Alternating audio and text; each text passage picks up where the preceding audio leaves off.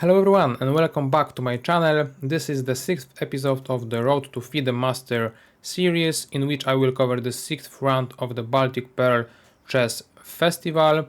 In the previous episode I told you guys that I changed my recording setup to the usual one because I wanted my audio to be better, but I messed the audio up.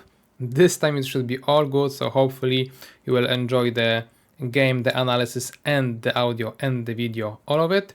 And that's the technical intro, let's say. Now let's try to get you through the chess introduction, let's say. Very interesting thing happened in the 6th round of the tournament because I was paired with one of my, let's say, students, because I have mentioned it in the previous videos that not only I was playing in this tournament but also coaching a lot of young players, and one of them played so great that in the 6th round we got paired together. So it was quite an interesting dynamic in which, well, I had to prove my point, prove the fact that I am the teacher here, I am the coach, so I had to win. And this made me a little nervous, to be honest, because I had to win the game on demand basically, but having white pieces helped me for sure. So how did the game go? I opted for the move e4, even though I was considering plenty of options.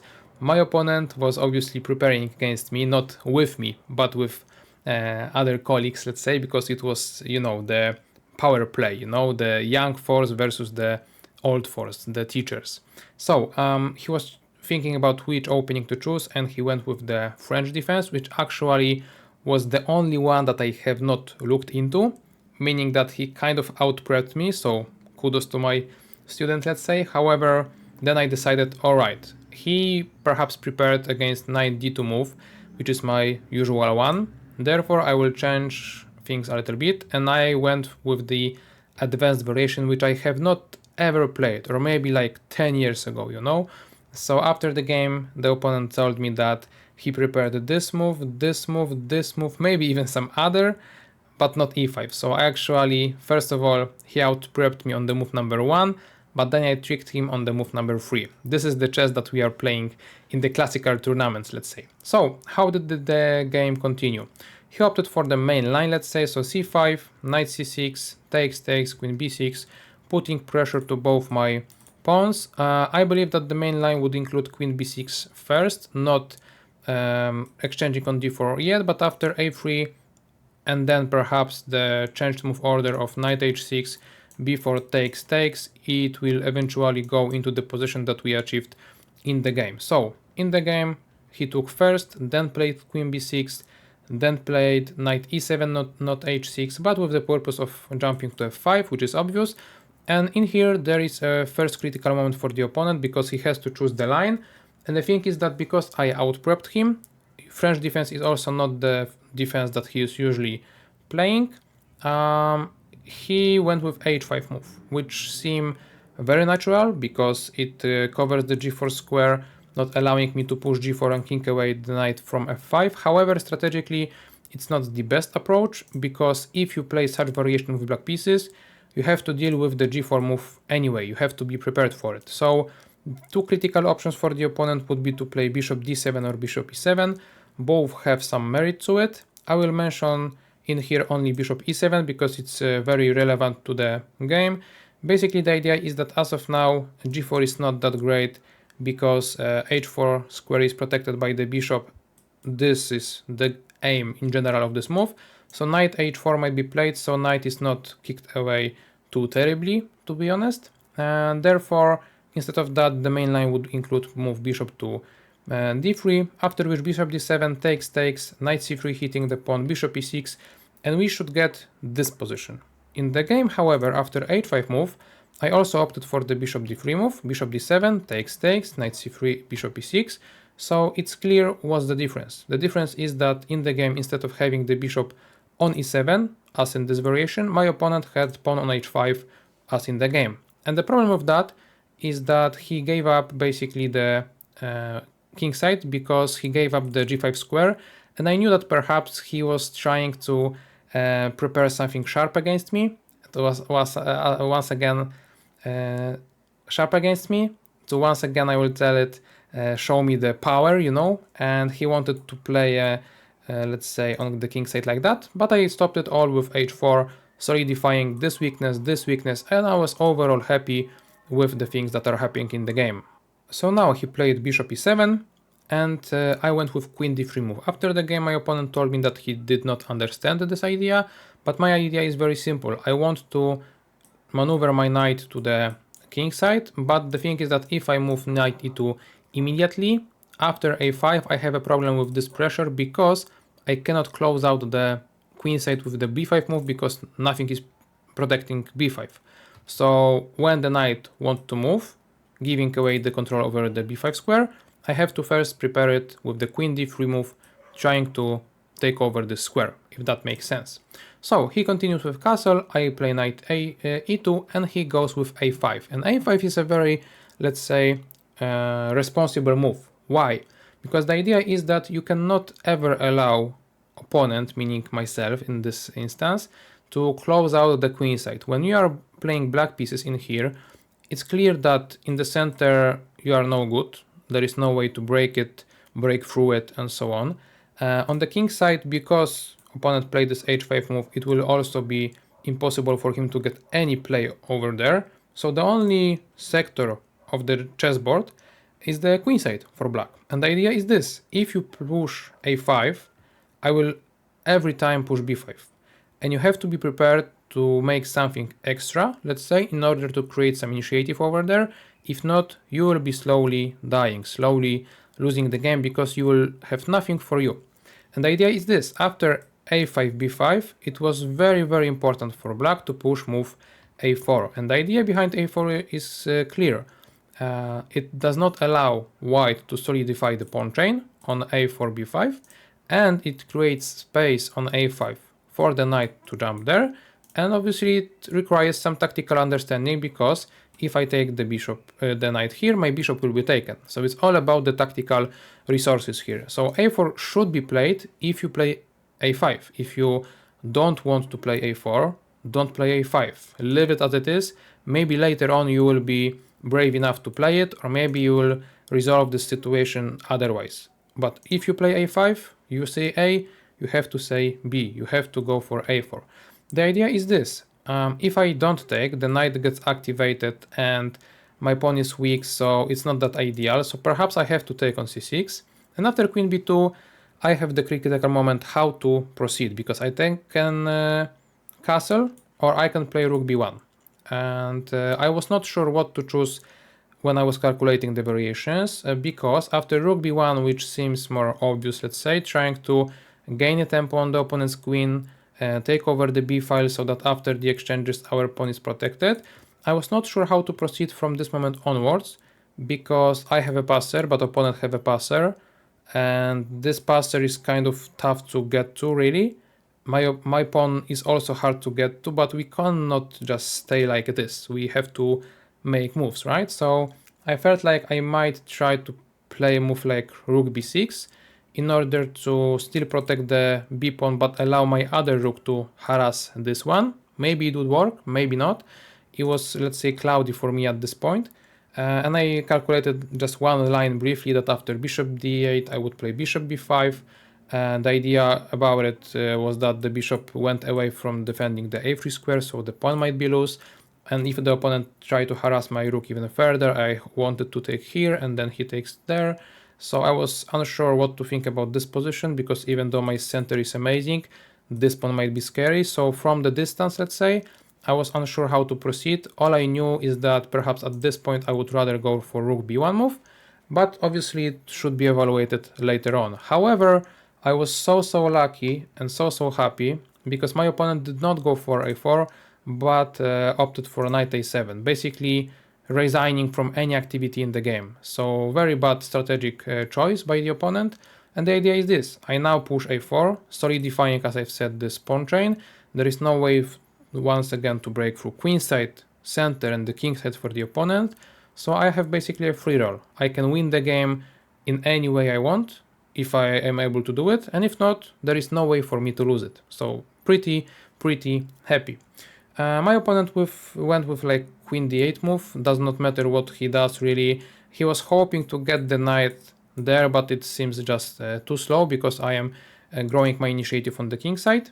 And obviously after checks like this, I would even consider king f1. I don't care about castling anymore because I want to attack on the king side, and my attack will include two or rather three crucial moves. One will be knight f4 for sure, hitting the pawn, hitting the bishop, so g6 is forced, making once more an additional weakness. And rook h3, the rook lift to the third rank, allowing me to get the rook to the attack, which my opponent initially missed. And this is a clear idea for me. I wanted to have as many pieces as possible into the attack, so that's the way to lift the rook. And the third move I will be making is perhaps bishop c1, because as of now bishop is pointing into the direction of its own pawns, and on c1 it might be more useful to try to use those dark squares around the black king. So my opponent went with rook e1 move, trying to make at least a little bit of space for the king. I continue then with bishop c1. After rook c8, sorry, I don't really care that much about the possibility of him sacrificing the bishop, but on the other hand, I am in no rush. As I've said, I have a free roll, I will win this game anyway, it's just the matter of time, or at least it should be just a matter of time. So I was not trying to, calculate any complications whatsoever. If he wants to sacrifice the rook for the bishop, I just won't let it happen. So I played bishop d2, and the idea is this. I will just give you a few sample lines of what's going on in the position, what are the real threats to the opponent, because it may not be that clear for you. So, first idea, if he wants to try to play, let's say, king g7, making the king protect its own pawns, and also then trying to, let's say, protect this one from me taking it or sacrificing here on h5, one crucial idea of mine is this: rook takes g6, f takes, knight takes e6 with the fork, winning the game. So this is one crucial idea, not allowing the opponent to make any king lift. So that's the case. If he does not make the king lift, well, how can he play like otherwise? He opted for rook c4, trying to put some pressure to the pawns, but not only that, preparing the bishop before move, trying to not only get rid of my bishop, but also make some space for the king, which is actually quite a nice try. At this point, once again, I played rook g3 as I was planning to do so, but second idea that I had in mind is to sacrifice knight on h5. The idea is this: I am opening the g file and, very importantly, this diagonal. So that's why this bishop lift was very important, because it is helping out the queen to get to the h6 square. However, at this point, after bishop f8, I was unsure if I am on time with my attack, because as of now bishop covered this important square, queens covered this one, so I have to somehow get my queen to the h5 square, and I can't do it with like tempo. I will have to waste a move to move the knight, move the queen there, and then get there. So I was unsure whether or not I will be able to do it. So I've decided that first of all I will start with the move rook to g3, because if he now tries to escape from the pin on g file, because obviously I can just simply take a pawn and be a pawn up, which would be also nice. For example, with the move like king h7, in this variation, this sacrifice that I just showed you guys is basically waste of tempo. I can once again sacrifice here, play there, and the idea is this: if now bishop tries to cover the h6 square, it no longer controls the g5, and the difference is the king placement. At this point king is on h7, not h6, allowing me to jump to the knight to g5 with check. This is this additional tempo I was trying to tell you about. And at this point, if king goes down, now I have this move, just one move away from getting there. And even though black can try to defend with covering the g file, the variation is kind of forced, and I will show you. I take, I check, I take once more. So even though materially I still did not get a decisive advantage, obviously the king is too weak there to survive, so I will be winning the game shortly. So this is what I've calculated, this is what I've prepared when thinking at this point and deciding to go with rook g3, being calm about my sacrificing and saving it for later. Other things that black could have done obviously include this move, but once again similar sacrifice works, so not that much that opponent can do. Only the third way of winning for me, I will show it to you guys right now. He could have taken the pawn, because with this rook I basically gave it to him, right? But my idea of sacrificing this pawn was that allowing him to take it will open the h file for my pieces, not only g file but also h file. So the variation would go like this: I would take the bishop, harass the queen so that she has to go back, and now sacrifice on h5 as before, with the idea that at this point I can lift my queen through the g3 square, and because there is no pawn on h4, king cannot really go to the h7 or h8 squares, because I can simply checkmate him.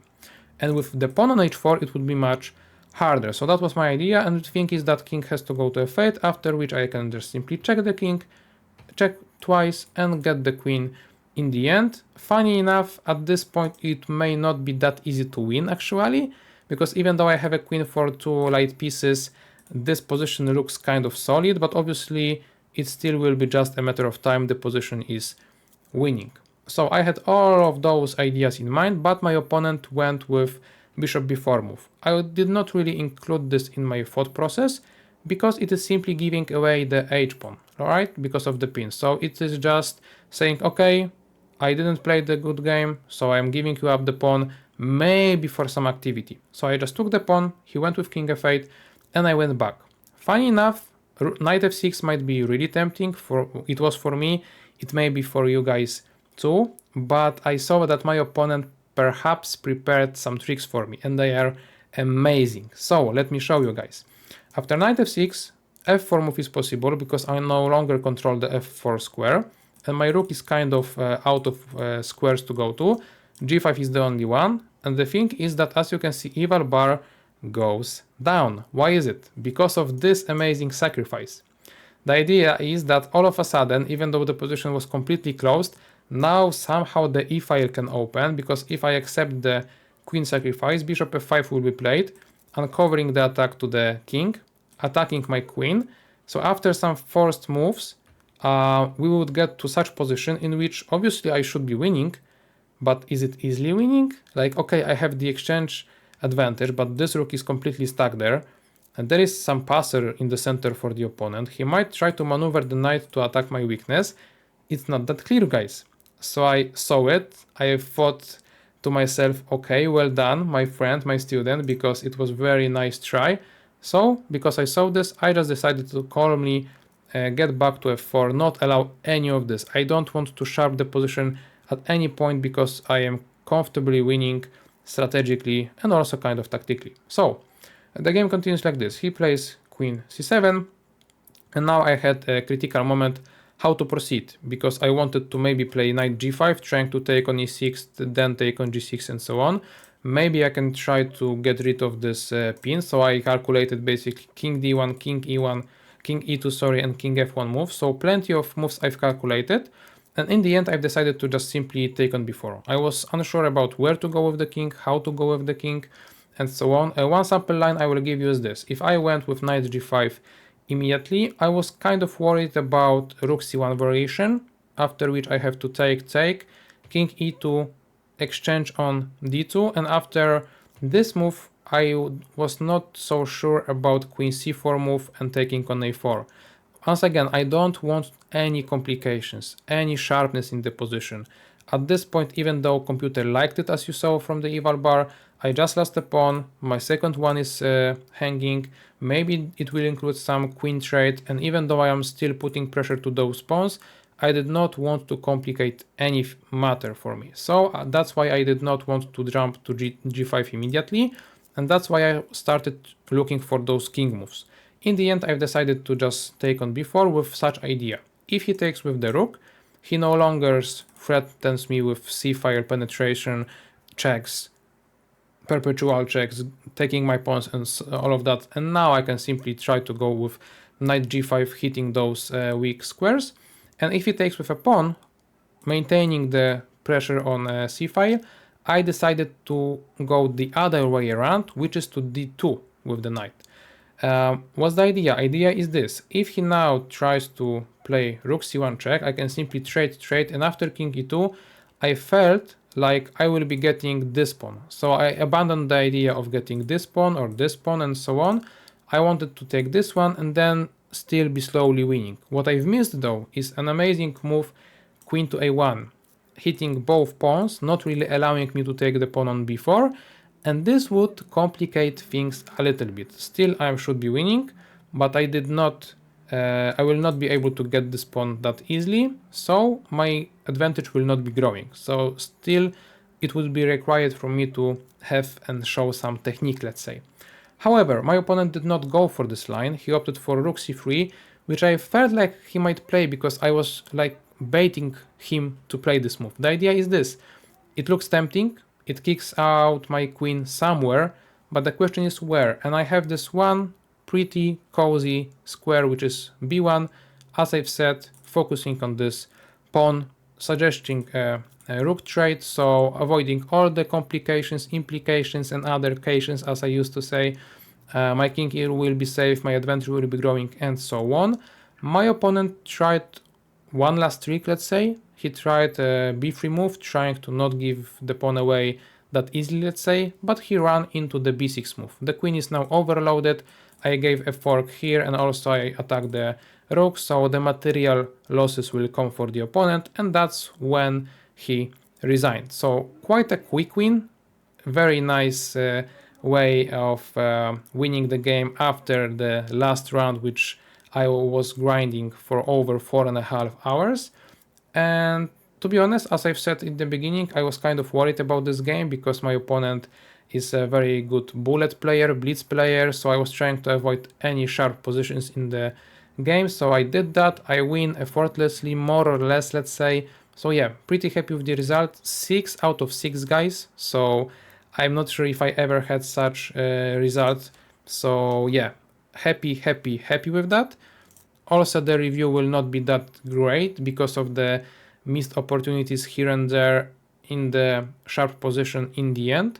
Because as I've said, the biggest problem of mine was that I allowed this queen a1 move. So this move, jumping back with the knight, was a mistake. But overall, pretty clean win. 6 out of 6. Cannot be any happier in the tournament. So, will I be able to get 7 out of 7? We'll see. Join me tomorrow on the another analysis and you will see yourself how did it go. Thank you for today and see you. Bye bye.